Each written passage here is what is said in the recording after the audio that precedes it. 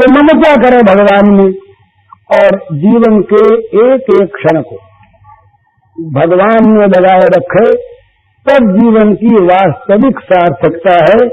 नहीं तो जीवन व्यर्थ ही नहीं है, अनर्थोत्पादक है, अनर्थमय है। जिसका परिणाम दुखमय हो वो व्यर्थ ही चीज गई, वो तो दुख पैदा करने वाली चीज हो गई। तो उसका तो परित्याग बुद्धिमान आदमी को बड़ी त्वरा के साथ समझ में आ गई थी ये बुरी चीज, तो बुरी चीज को जब पकड़े रहे हो तो मूर्ख है। तो ये भेदा सत्यम संसार की ममता, ये बुरी से बुरी चीज, त्याग से त्याग, हे से हे, घृणित से घृणित, मलवत विषवत वमनवत, ये सब शब्द आए हैं शास्त्रों में। तो इनमें से आसक्ति हटा ले। आसक्ति हटाने के दो तरीके हैं।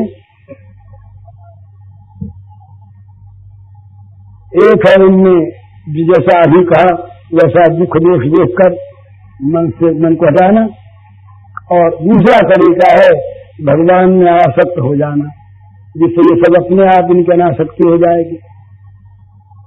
ये जो भगवान में आसक्त होकर मन को हटाने की चीज है, ये गोपी भाव है। यहां पर चित्त को हटाना नहीं पड़ता, भगवान में लगाना पड़ता है। और भगवान में लग जाने पर यहां से अपने आप चित्त हट जाता है। जैसे अंधेरे में था और आदमी रोशनी में आ गया, तो अंधेरे को रहना नहीं पड़ा, रोशनी में आदमी घर मर गया, स्वाभाविक बात है। प्रकाश में पहुंचते ही अंधेरे का नाश हो गया। इसी प्रकार भगवान की आसक्ति की सीमा के अंदर पैर रखते ही जगत की आसक्ति नष्ट होने लगती है, और जहां पैर रख दिया अंदर वो नष्ट हो गई, रहेगा नहीं। पर वो सावधानी जरूर इसीलिए है। अभी बड़ी सुंदर 11 बजे बंद करूंगा मैं, मान की बात तो नहीं, मान की बात। एक बात ध्यान में रखने की है, ये सिद्धांत की बात समझ में आवे ना आवे। ये नर शरीर, ये कहते हैं कि भगवान नर लीला करते हैं और भगवान मनुष्य बनकर मनुष्य के समान आचरण करते हैं। मेरी समझने की इससे बिल्कुल उल्टी है। ये नर शरीर भगवान के मानवावतार का मूल नहीं है। भगवान का दिव्य नित्य मानवाकार विग्रह ही मानव का आदर्श है।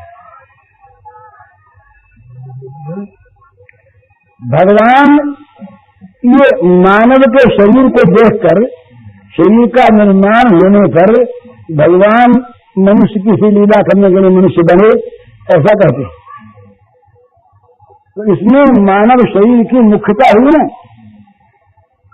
ये बात नहीं है। मानव शरीर ही भगवान के दिव्य वचन की नकल करता है, और मानव शरीर में होने वाले जितने भी ये कार्यकलाप हैं, ये दिव्य रूप से दिव्य करचरण मुखारविंद युक्त भगवान में रहते हैं। बस इतनी बात है कि वहां वो भगवत राज्य में भगवत स्वरूप है, और यहाँ प्रकृति राज्य में ये माया की चीजें बन जाती हैं भगवान से विलय करा देने के लिए। तो ये काम को लोगों में मद, ये हमारा जरा विशेष चीज सूक्ष्म है, इसलिए उसका अर्थ दूसरा लग जाता है। कहीं भी नहीं बनता और कहीं नासी भी नहीं चीज। भगवान कहते हैं कि जितने भी ये भाव हैं, राजसास तामसाश्चय, राजसास तामसाश्चय मत्तोलतान बुद्धि, ये क्या ईसाइयों का शैतान हमारी माया थोड़ी है। ये सारी जगत में दो तत्व माने हैं, एक भगवान और शैतान।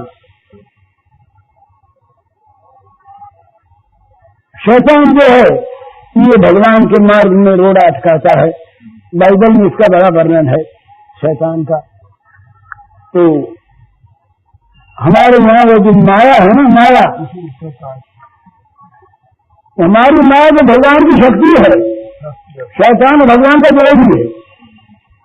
जब तक माया का आश्रय करते रहते हैं हम लोग, वो शैतान जो ईसाइयों का है वो तो भगवान का सदा विरोधी है। हमारी ये जो माया है भगवान की, ये जब तक हम केवल माया को ही अपना स्वामी मानते हैं तब तक तो हमको गिराती है। और हमने जहां भगवान के शरणागति का विचार किया कि माया स्वयं ये सहायक बन जाती है। दैवी घोषा गुणमयी मम माया मम माया दुरत्यया मानुर प्रपद्यं थे मायाम एताम तरंती थे। साफ शब्द में हमारे यहाँ माया भगवान की शक्ति है। अब माया के विविध रूप हैं, शक्ति के अनेक रूप हैं।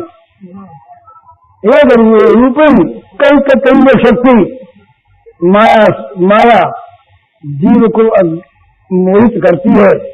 कभी वो माया भगवान की माया, भगवान की एक माया का नाम है स्वमन मोहिनी। एक भगवान की माया है स्वजन मन मोहिनी। कई भेद हैं, तीन नहीं। भक्तों के मन को मोह ले और भगवान के अपने मन को मोह ले। और एक माया भगवान के भक्त नहीं है पर सुरासुर मोहिनी, वो जबरदस्ती बलात्कार से नारद को ही मोहित कर दिया। एक बहुत नीची माया जो संसार को भगवान से अलग साध्य रूप से दिखाने वाली, अलग दिखाने वाली तो नहीं है। पर जगत ही सब कुछ है, यहाँ के भोग सब कुछ है। इस प्रकार के जिसके द्वारा मति हो जाए वो माया, उसको अज्ञान कहते हैं। वो उसी का नाम आगे चल कर अविद्या हो जाता है। परंतु ये माया के सारे स्वरूप, ये जो मूल माया है, जिस स्वमाया को लेकर के भगवान अवतरित होते हैं, योग माया, उसका नाम, उसी का नाम योग माया है। योग माया से राशि न हो। भगवान विचारात्री सर्वे भिन्न मल्लिका विखिरन तुम मनुष्य करे योग माया उपाश्रित, योग माया उपाश्रित। तो ये भगवान, ये जितने भी ये अच्छे बुरे माने जाने वाले लक्षण हैं, इनका त्याज्य और ग्राह्य भाव इस प्रकृति के राज्य में है। भगवान के राज्य में भगवान के साथ संपर्क हो जाने पर ये सब के सब भगवत प्राप्ति के साधन बन जाते हैं। बोले हम कामना छोड़ना नहीं चाहते, बिल्कुल मत छोड़ो, पर भगवत प्राप्ति की, भगवत प्रेम की अनन्य कामना करो, उस कामना में डूब जाओ, क्या रहे। भगवान से विरोध पैदा करने वाले जितने भाव पदार्थ हैं उन सब पर खूब क्रोध करो, खूब क्रोध करो। अपने दुर्गुणों पर क्रोध करो, दुराचार पर क्रोध करो, असाधन पर क्रोध करो, मार डालेंगे, मार डालेंगे। तो तुलसीदास कैसे आग लगा देंगे? तुलसीदास ने कहा आग लगा दी। चलो सुसंपत्ति सदन सुख सूर्य मात पितु भाई, इसको बाकी रखा, आग लगा देंगे गुस्सैया है। तो विद्रोही पर क्रोध और लोभ बड़ी सुंदर। भगवान का कई झांकी हो जाए स्वप्न में भी, कोई बार होती रहे, नवरत होती रहे, भगवान का नाम एक मुख से निकले तो बोले भगवान हे नाथ हे प्रभु कृपा करो, करोड़ जीव दे दो, करोड़ जीव दे दो तो कहीं नाम का मजा आवे। ये लोग भगवान के भजन का लोग, भगवान के स्मरण का लोग, भगवान के ध्यान का लोग, भगवान की सेवा का लोग, और मोह भगवान की स्मृति में जगत को भुला गए। हम आजकल जगत की स्मृति में भगवान को भुला रहे हैं, जगत में मोहित हो रहे हैं, और भगवान इतने मोहित हो जाए, महाराज इतने मोहित हो जाए कि जगत का फिर वो तत्व भी विस्मृत हो जाए। तत्वारूढ़ता में तत्व की स्मृति नहीं रहती है, ये ज्ञान का सिद्धांत है। तत्वारूढ़ता में, तत्व स्वरूपता में तत्व की स्मृति नहीं रहेगी। अगर स्मृति है तो तत्वरूपता की प्राप्ति नहीं है। तो स्मृति में भी तत्व है, तत्व नहीं है, तत्व की उपलब्धि नहीं है। तत्व की उपलब्धि में स्मृति में रहती, स्मृति में तो तत्व की उपलब्धि नहीं है। तो इतना घुरा दे कि वो फिर नरसिंह स्वामी बोले, उनके दो बड़े सुंदर एक दिन तो बैठे अपने शाला में अंत्यवासियों को उपदेश कर रहे, उपदेश करते करते और पहुंच गए कहीं। अब ये यहाँ की चीज सारी विस्मृत हो गई, और विस्मृत होकर और वो कहीं दूसरे में जा करके वहां जा करके बाहर निकले तो कोई सखी मिल गई। अरे बोला अभी सखी ये जब बोल उठे तो विद्यार्थियों ने देखा ये मुंह से निकल गया। बोले गुरु जी को क्या हो गया?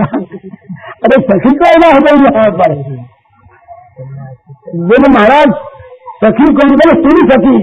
अरे सखी सुनो, सुनी सखी कहीं से गए हम नंद मुखेशांगण नया दृष्टन गोधूल भूषण सांगो नृत्यति वेदांत सिद्धांत। ये मधुर स्वामी का श्लोक है। वो कहते अरे सखी सुनो, मैंने आज एक बड़ा खेल देखा। सुना नहीं, नया दृष्टन मेरे द्वारा देखा गया। मैंने देखा, क्या देखा है? विद्यार्थी ने कहा महाराज, विद्यार्थी लिखे नमन गुरु जी क्या बात कहते? बोले महाराज क्या देखा? अरे बोले कहाँ देखा? तो नंद में क्या जाना है, नंद बाबा के आनंद में गए थे आज हम। नंद बाबा के आनंद में गए तो वहां हमको एक बड़ा खेल दिखाई दिया। तो क्या दिखाई दिया? अरे बोले जिस वेदांत का हम प्रतिपादन करते राज वो वेदांत का सिद्धांत तो वहां नाच रहा था, जिसका निरूपण करते वेदांत लेट के द्वारा वो वेदांत सिद्धांत को हम नाच के देखा।